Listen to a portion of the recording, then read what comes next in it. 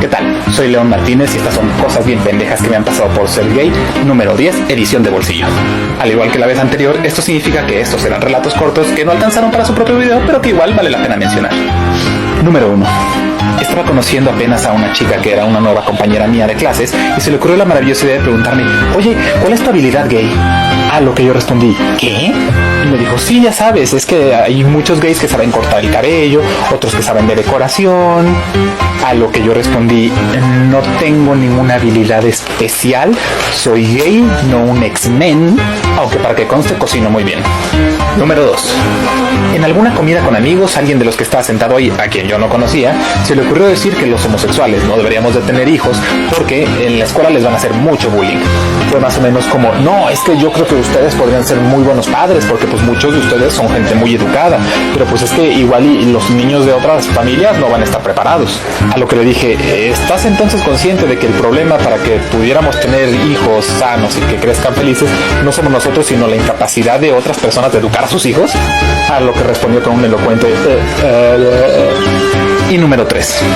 Charlando con un grupo de personas que eran básicamente desconocidos, cada quien se puso a hablar sobre sus gustos en películas y videojuegos. Cuando mencioné que entre mis gustos figuraba el terror, las películas sangrientas y los videojuegos violentos, alguien mencionó: oye, ¿pero qué tú no eras gay? ¿A poco a ustedes también les gusta eso? A lo que yo respondí: pues ¿que acaso no sabes que muchos de los asesinos seriales más prolíficos de todos los tiempos son homosexuales? Por la mirada que puse en ese momento, no sé si lo interpretó más como un dato que como una amenaza. Bienvenidos, mi nombre es León Martínez y estas son cosas bien pendejas que me han pasado por ser gay, parte 11. En esta ocasión, y a petición de ustedes, les traigo el inicio de la épica saga El Maestro Misógino y Homofóbico. Corría el año 2014 cuando un joven y apuesto León decidió que quería tomar una clase optativa que fuera un poco más relajada que las que estaba tomando de su carrera principal, así que metió una clase llamada Equidad y Género. Debo admitir que entré con altas expectativas porque los temas de justicia social y equidad siempre me han quemado un poco la cabeza, me encanta. Esperaba que se hablara de realidades históricas y de problemáticas sociales relevantes, pero más pronto que tarde me di cuenta de que la clase no iba a ser así. El maestro hacía recurrentes comentarios a cómo la desigualdad de géneros era básicamente una ilusión y que todo se acabaría si tanto hombres como mujeres estuvieran agradecidos con el rol que les impone la sociedad. También afirmaba que las parejas homosexuales éramos básicamente un invento de la modernidad y que simplemente había que hacerse la idea de ellas. Lanzaba constantes piropos a las alumnas y además decía que el mundo sería mucho mejor si regresábamos a los tiempos del manual de Carreño, en una clase de equidad y género. Sobra decir que con constantes comentarios de este estilo y el silencio de mis compañeros, la situación se empezó a volver completamente insostenible para mí, sumándole además que un compañero estaba completamente obsesionado con estarme jodiendo la existencia. Y es que su principal fetiche era sentarse detrás de mí a decir cómo los se estaban casando hoy en día, y eso era verdaderamente un asco. También hablaba sobre cómo los podían reventarse el culo todo lo que quisieran, pero que jamás deberían acercarse a un niño y mucho menos adoptar. Todo esto con un volumen y entonación que no dejaba lugar a duda de que me lo estaba diciendo directamente a mí, ya que yo era la única persona abiertamente gay en ese salón. Y como no se contenía en lo más mínimo, era muy evidente para todo el grupo que él decía este tipo de cosas, y el maestro escuchaba perfectamente. Más de una vez me sentí tentado a responder, fuera con palabras o métodos más violentos, pero no podía darme el lujo de tener esa clase de respuestas porque yo era un estudiante becado. Así que un día que estaba especialmente gritón cerca de mi oído diciendo cómo todos los deberíamos ser ilegales, llegué a mi límite. Me puse de pie y en lugar de confrontarlo a él, volteé directamente con el maestro y casi a punta de grito le dije: ¿en serio no va a hacer nada? Porque claro, él estaba propiciando esta situación con sus comentarios y en su clase. El maestro literalmente desvió la mirada y dijo en voz baja: yo no escuché que pasara nada. El resto de mis compañeros se quedaron sin hablar también, así que simplemente tomé mis cosas y salí de ese salón. Para hacer el momento todavía más dramático, estaba cayendo una fuerte tormenta, y como salí y estaba en un lugar completamente abierto, fui a refugiarme en el primer lugar que encontré con una puerta abierta. Me topé de frente con una mujer, era su oficina, y yo no lo sabía en ese entonces, pero ella sería mi primera aliada en lo que sería una muy larga lucha. Después de escapar de una de las clases más criminalmente insultantes de toda mi vida, fui a entrar en la primera puerta que encontré abierta. Esta pertenecía a la oficina de una mujer que se encargaba de supervisar a todos los maestros que pertenecían a la misma carrera, no la mía. Pero me vio en un tal estado de conmoción que me invitó a pasar, me pidió que tomara asiento y que por favor le contara lo que había pasado. Un poco pasmada después de escuchar que el maestro realmente no estaba haciendo nada ante este tipo de situación, me dijo que ella no podía hacer nada por mi caso en particular, pero sí podía dirigirme con alguien que podría. Y así llegué a la oficina del procurador de derechos estudiantiles de mi universidad. Este encantador casi septuagenario escuchó pacientemente mi historia y me dijo que en efecto se tenía que hacer algo. Como inicio, llamó una llamada de atención al supervisor del maestro, que de inmediato me propuso cambiarme de grupo.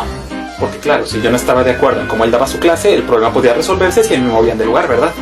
Pero mis intenciones ya no iban por ahí. Yo podía estudiar estos temas por otros lados, pero muchos de mis compañeros estaban teniendo su primer acercamiento a los temas de equidad y género a través de su clase, y yo me rehusaba a permitir que una persona de su calidad humana estuviera enseñando esta clase de temas a personas que apenas estaban empezando en este mundo. Mis exigencias fueron muy claras. Una disculpa pública del compañero que me estuvo faltando al respeto y que se retirara al maestro de esa clase. Así que abrimos un caso legal mediado por el tribunal universitario. En el momento exacto en el que el maestro se enteró de lo que estaba ocurriendo, me escribió un amable correo electrónico. En él expuso cómo yo era evidentemente un alumno problemático, porque solamente iba a su clase a pelearme con sus ideas y no a respetarlas, y también las de mis compañeros, es decir, el que estaba detrás de mí siempre insultándome. También se atrevió a decir que seguro mi relación era mala con todos los otros maestros y que además si él había hecho comentarios que se antojaban misóginos u homofóbicos era para dar un cariz de crítica a su clase. Es decir, aseguraba que su intención era que las personas que estaban en su clase reaccionaran en contra de lo que le estaba diciendo. Pero no era así. Sobra decir que mi relación con otros maestros es excelente, tanto así que me escribieron cartas de recomendación para este caso. Y además, por desgracia para él, esos correos electrónicos se convirtieron en mi principal arma en su contra cuando el caso llegó a juicio. Pero me estoy adelantando. Cuando respondí al correo, yo le dije que no era su intención que se discutiera sobre esos temas, tanto así que cada vez que yo trataba de dar un argumento en contra de lo que él estaba diciendo, me callaba de inmediato, a veces me interrumpía a media palabra. Tomen nota de eso, es una herramienta secreta que nos servirá después. A lo que él respondió con más y más correos donde admitía sus comentarios sexistas, misóginos y homofóbicos. Pero debo hacer una pausa aquí, porque al mismo tiempo que yo estaba teniendo esta discusión con el maestro, una persona muy diferente estaba haciendo su propia cruzada para tratar de destruirme. Recordarán de la parte anterior, había comenzado a llevar un caso legal en contra del maestro que permitió que en su clase de equidad y género se hablara de temas terminantemente misóginos y homofóbicos. Pero su hostil intercambio de correos electrónicos conmigo no era lo único que pasaba en ese momento. El detonante máximo de esta situación habían sido los comentarios de un compañero, y si recuerdan, las demandas que yo puse cuando inicié todo este proceso legal fueron 1. Que el maestro renunciara a esa clase, y 2. Una disculpa pública por parte de este compañero. Al ser una persona que compartía mi condición de estudiante, no se llevó a juicio igual que el maestro, se trató adentro de la universidad. Con sobrados testimonios que comprobaban lo que yo había dicho que él estaba haciendo, los coordinadores de carrera llegaron a una resolución. Me dijeron que yo tendría que elegir su destino. La disculpa sería innegablemente dada enfrente del salón, pero también querían agregar una semana de suspensión. A pesar de que el tipo había sido un verdadero fastidio, yo no quería hacerle daño a nivel académico, yo quería mi disculpa. Entonces eso fue todo lo que pedí. Pero él tenía planeado algo más. Cuando llegó el día en el que tendría que llevarse a cabo, se paró enfrente del grupo y dijo que a él se le había exigido que diera una disculpa, así que aquí la tenía. Discúlpame. Pero que él estaba completamente harto, igual que todos los del salón, de que yo le faltara el respeto al maestro. Que yo quería tener siempre la razón y que todos pensaran exactamente igual que mí, por encima de los años de experiencia del maestro. Y que aunque yo era el que más hablaba en clase, me la pasaba quejándome de que el maestro no me dejaba hablar y que inclusive me interrumpía a media frase. ¿Recuerdan esa herramienta secreta? Oh, sí. Sin darse cuenta de la valiosa pieza de información que acababa de soltar, siguió hablando tratando de enardecer a la multitud. Pero a sus espaldas el maestro se había puesto completamente lívido. Si le entendieron, sabrán por qué. Pero regresando al grupo, cuando él estaba tratando de que todos estuvieran de acuerdo con él, y él decía, nosotros estamos hartos de lo que él hace, varias veces lo interrumpieron para decir, no digas nosotros, di tú. A lo que completamente enfurecido él respondía, bueno, pero es que la gran mayoría de nosotros, y lo volvían a interrumpir para decirle, la gran mayoría no, tú. Lo que es más, varias personas de las que estaban hasta atrás empezaron a hablar sin que yo supiera siquiera quiénes eran, a decir, estamos más de acuerdo con él. Cuando interrumpe el maestro, tiene razón. Fue uno de los momentos más abrumadores de mi vida. Antes de eso había creído que el silencio de mis compañeros y compañeras era debido a complicidad, pero no, era debido a impotencia. No sabían cómo hablarle al maestro, estaban hartos, tan hartos como yo, pero no se atrevían a decir nada. El grupo me dio un apoyo abrumador y el chico no solo se quedó solo, sino que trajo consecuencias que seguramente no estaba esperando.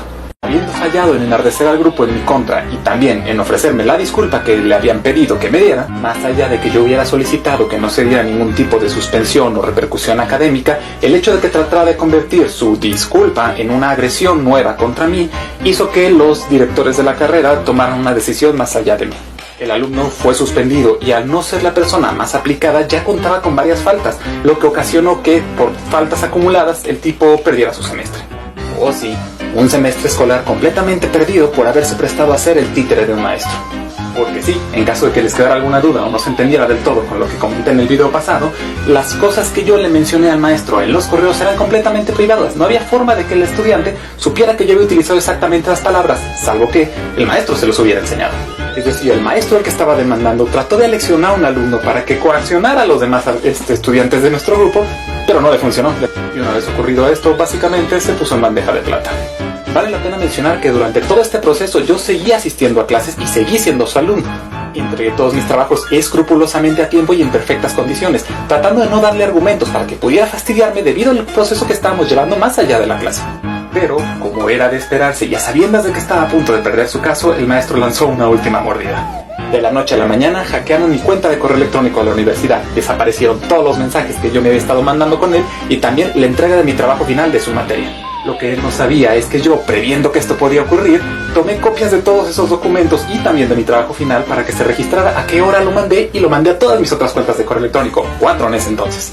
Básicamente, con lo que le quedaba de poder, trató de reprobarme en su materia para que yo perdiera mi beca y así ambos termináramos bastante perjudicados. Pero una vez más, su plan quedó solo en el intento. Resumiendo, para poder llegar al término de esta historia, el jurado falló a mi favor. El maestro fue retirado de esa clase preventivamente durante el siguiente semestre y se quedó abierta una investigación para poderlo quitar de forma definitiva. Pero como no existen los finales perfectos, yo tuve problemas económicos y tuve que dejar la escuela. Por lo tanto, el proceso nunca se finalizó y 2 años después regresé y el maestro seguía ahí. Pero por lo menos mi caso llamó la suficiente atención de la universidad como para que se creara un nuevo organismo de denuncia estudiantil. Me gusta pensar que al menos algo positivo salió de todo esto.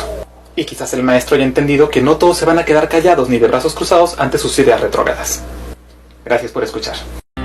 ¿Qué tal? Mi nombre es León Martínez y esto es Cosas Bien Pendejas que me han pasado por ser gay, parte 12.